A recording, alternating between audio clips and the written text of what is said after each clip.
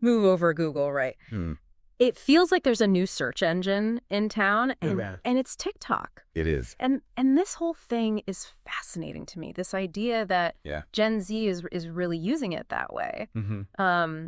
And we asked you to read this article by Rodolfo Razin, Yes. who like helps businesses figure out this whole world. Yeah. And it is such a different way of looking at things. It really is. It's Right. What's so fascinating is how this whole thing changes everything, right? Right.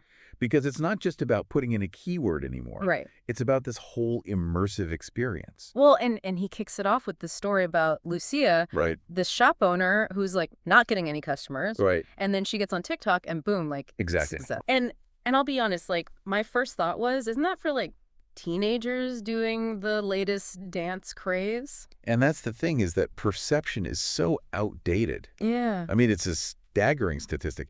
It's something like 62% of Gen Z actually prefer TikTok over Google for local business searches. 62%, like that's not. It's not just a trend, it's a As revolution. soon as you stop and think, like, Yeah. wow. Yeah. Instead of like opening Yelp or doing a Google search, Right. they're scrolling through TikTok to find a pizza place. They want to see what it's like there. Why is that? I think it plays into that fear of missing out. Okay. They want to see the experience. Yeah. They want to see the vibe Mhm. before they commit, you know? Right. So imagine if, instead of just reading reviews, imagine searching for a restaurant, and instead of reading reviews, you see people laughing with their friends, enjoying the food soaking in the atmosphere. It's like you're there.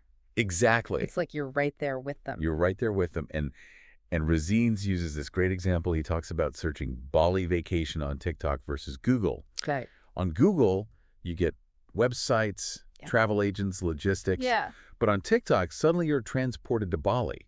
You see these breathtaking drone shots of turquoise water. Right. You're practically tasting the street food. Wow. You see people swimming with manta rays. It's just different. It's immersive. Right. It makes you feel something. Yeah, no, that's such a good point because it's not just information, it's Yeah. inspiration. Exactly. It's like it's giving me the feeling that I'm already part of it. Yeah. Okay, so how do we actually use this? This Oh. is where like This is where I get really curious. This is where it gets really, really interesting. Okay. The first step, Rizin says, is understanding your audience. Okay.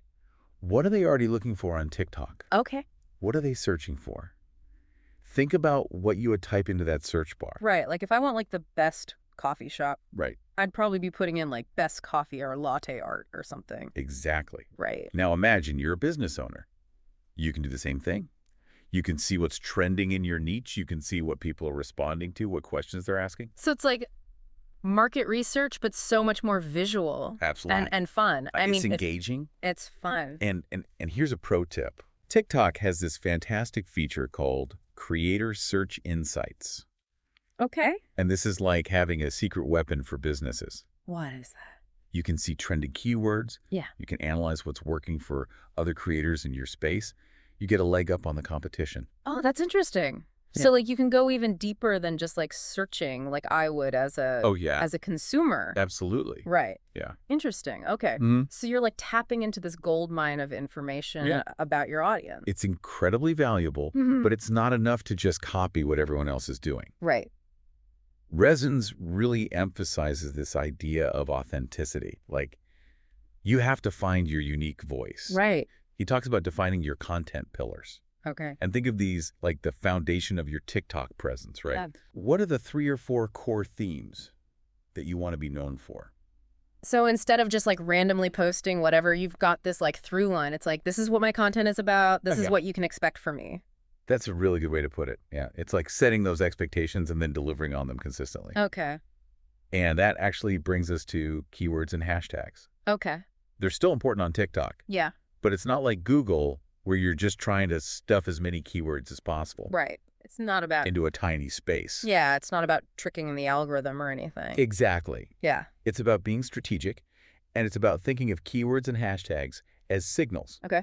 Both to TikTok's algorithm and to your viewers. Okay. So when you use the right keywords, especially right at the beginning of your video, Yeah. it tells the algorithm what your content is about. Right. But it also grabs the viewer's attention. I've definitely noticed that like Have you? when I'm scrolling through TikTok, Yeah. those first like few seconds are crucial. They are. It's make or break. Yeah, it's like if you don't hook me, I'm on to the next one. You've got to hook them. And Rosine's even recommends like putting your keywords on the screen as That's text interesting. just for like the first few seconds. Okay.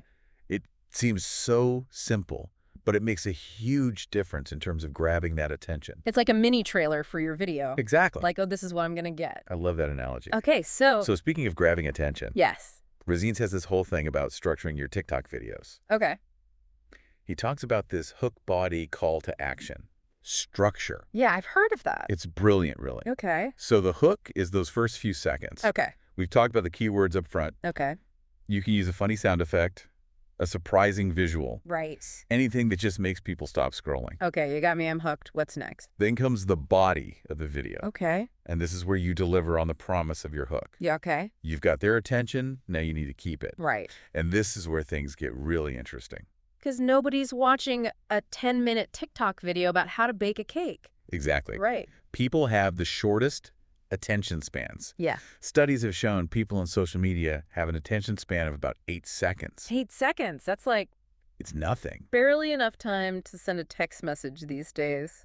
I know, right? Mm-hmm. So you've got to be concise. You've got to be engaging. You got to get to the point quickly. Okay. And this is where on-screen text captions, Right. a fast-paced editing style, those things really shine. It's like what we're doing right now. Exactly. Short, vivid examples, conversational. Exactly. Okay, so I'm hooked that we deliver the goods. What's the last piece of the puzzle? The call to action. Okay. This is so crucial. What is that? This is where you tell people what you want them to do next. Oh, okay. You want them to follow for more tips, leave a comment, share their favorite recipe. Right. Whatever it is, you have to make it crystal clear. Okay. Make it easy. Make it relevant to what you've just shown them. I love that because it's like, It's not enough to just have them watch anymore. right, it's not just about watching, it's about taking action. You got it. Yes. It's about driving that engagement. Okay. And that engagement, those likes, those comments, those shares, those are gold on TikTok. Why? Because they tell the algorithm that your content is worth promoting Oh, okay. to a wider audience. So the more engagement, Share the the more same. TikTok is going to be like, hey, people love this. Let's share it Exactly. The algorithm loves to see that. with the world. Exactly. Right. Now, one more thing I found really fascinating in Rosine's article is this whole concept of A/B testing. Oh, I've heard of that. Have you? What is that? So it's like an experiment. Okay. Imagine you have 2 different versions of a TikTok video. Okay. Maybe they have different hooks or different calls to action. Okay. You post both versions, and you see which one performs better. So you're like using data to figure out what works. Yeah, and the cool thing is TikTok gives you so much data. Right. I mean, you've got views, likes, comments, shares.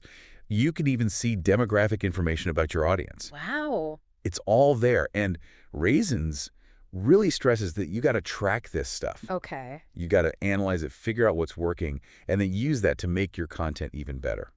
It's like you can't improve what you don't measure. Exactly. But it feels less like a chore on TikTok somehow. It does, right? It feels more like a game. It's fun. It is. And you know what else I love about TikTok? What's that? It moves so fast. Okay. Like you can experiment, get feedback, tweak your content way faster than on other platforms. It's constantly evolving. Exactly. Which, I mean, can be a little overwhelming It's sometimes. okay. But what I'm hearing is that even if you and I aren't these like TikTok stars, Right? even if we never post a single video ourselves, Yeah. just having this knowledge is still valuable. It changes how you experience the platform, even as just a viewer.